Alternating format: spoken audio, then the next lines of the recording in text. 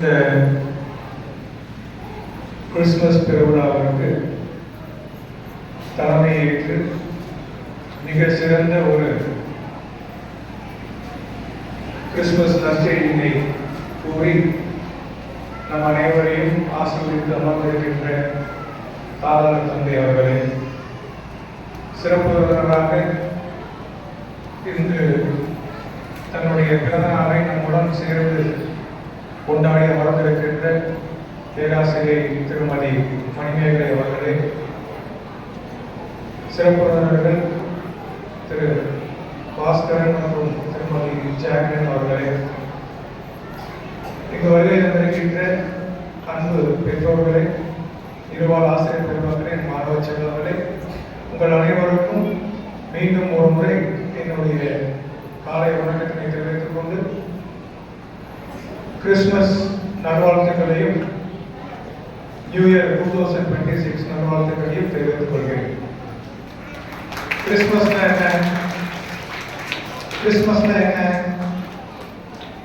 Christmas எதை கொண்டாடுறோம்? பதில் சொல்லுங்க. Very good. It is the birthday of Jesus Christ. இயேசு கிறிஸ்துவுடைய பிறந்த நாளை கிறிஸ்துமஸாக கொண்டாடுகிறோம். ஸோ எல்லாம் பார்த்துருப்பீங்க, ப்ரேயர் பண்ணோம், ஃபாதர் வந்துருச்சு, குழந்தை இயேசுவை அழகா இந்த குடில் வச்சாங்க. என்னுடைய செய்திக்கு செல்வதற்கு முன்னதாக எல்லா நிகழ்ச்சியும் சிறப்பாக இருந்தது. குறிப்பா இப்போது நடந்து முடித்த நாடகம் இருக்கு இல்லையா, ரொம்ப சிறப்பான நாடகம் இருந்தது. அதுலயும் ரொம்ப சிறப்பா நடிச்சது யாரு நினைக்கிறீங்க? குழந்தை இயேசுவா ஒருத்தர் நடிச்சாரு. கை குழந்தை வினோத் சார் குழந்தையா?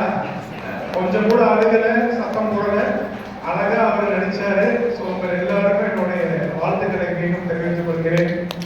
சிறப்பாக இருந்தது. ரைட், குழந்தை இயேசு இந்த குடில்ல பிறப்பது கிறிஸ்துமஸ் அல்ல. 25ஆம் தேதி ஃபங்க்ஷன்ல இருக்கிறது கிறிஸ்துமஸ் அல்ல. கேக் சாப்பிடுறது கிறிஸ்துமஸ் கிடையாது. டான்ஸ் ஆடுறது கிறிஸ்துமஸ் கிடையாது.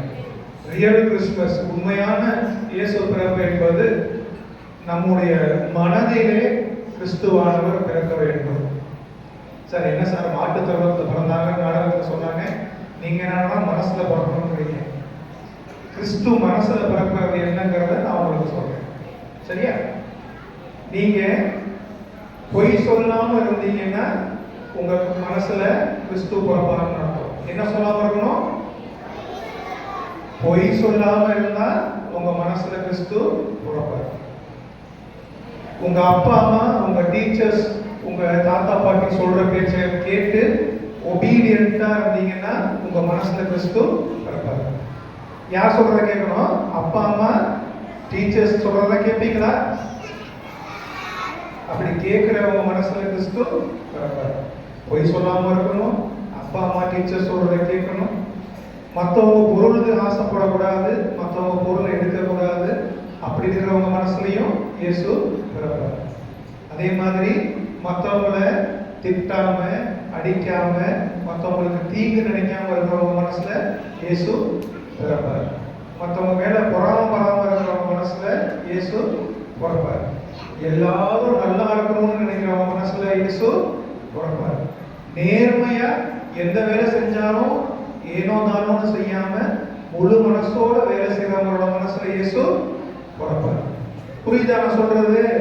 ஸோ எந்த வேலை டீச்சர் கொடுத்தாலோ அப்பா அம்மா கொடுத்தாலோ சந்தோஷமா செய்யணும், பொய் சொல்லக்கூடாது, மற்றவங்களை அடிக்க திட்டக்கூடாது, மற்றவங்களுக்கு முடிஞ்ச அளவு ஹெல்ப் பண்ணணும், யாரையும் பார்த்து பொறாம வரக்கூடாது.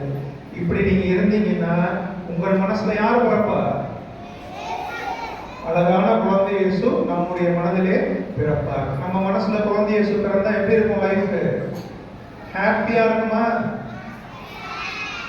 இப்படி இருக்கிற உங்களை மாதிரி குழந்தைகள் நீங்க எல்லாமே குழந்தை இயேசு தான். ஸோ நம்ம மனசுல இருக்க சுத்தமான மனதாக குழந்தை இயேசு நம்மளுடைய மனதிலே பிறந்தால் அவருடைய பிளெஸிங்ஸ், கடவுளுடைய ஆசீர்வாதம் உங்களிடத்துல இருந்து நீங்க எல்லாம் பெரிய ஆட்களாக உங்கள் அப்பா அம்மாவுக்கு, உங்க டீச்சர்ஸ்க்கு, இந்த பள்ளிக்கூடத்துக்கு பெரிய பெருமை சேர்க்கின்ற குழந்தைகளாக வர முடியுமாங்களாக எல்லாம் பெரிய ஆளா வருது.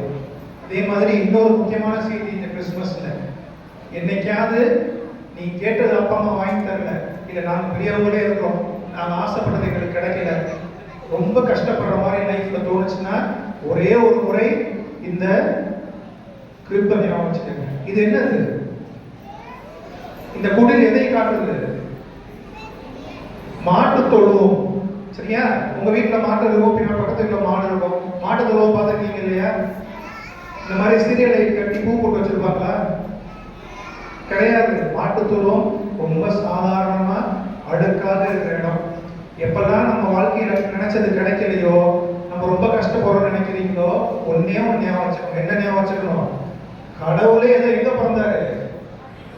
மாட்டு தொழுவத்துல அழுக்குல தான் கடவுளே பிறந்தாரு. அந்த கடவுளே யார் வீட்டுல பிறந்தாரு? ஒரு சாதாரண தச்சருடைய வீட்டுல, கார்பெண்டர் வீட்டுல தான் பிறந்தாரு. ஸோ அந்த மாதிரி நமக்கு இது இல்லைங்கிறத நினைக்கிறத விட நம்மகிட்ட என்ன இருக்குங்கிறத நினைச்சு தினந்தோறும் நல்லா படிக்கணும், அப்பா அம்மா சொல்ற பேச்சு கேட்கணும், கொடுக்குற வேலையை செய்யணும். இதெல்லாம் நீங்க பண்ணீங்கன்னா தான் உண்மையாலுமே நமக்கு கிறிஸ்துமஸ். அதை பண்ணலாமா?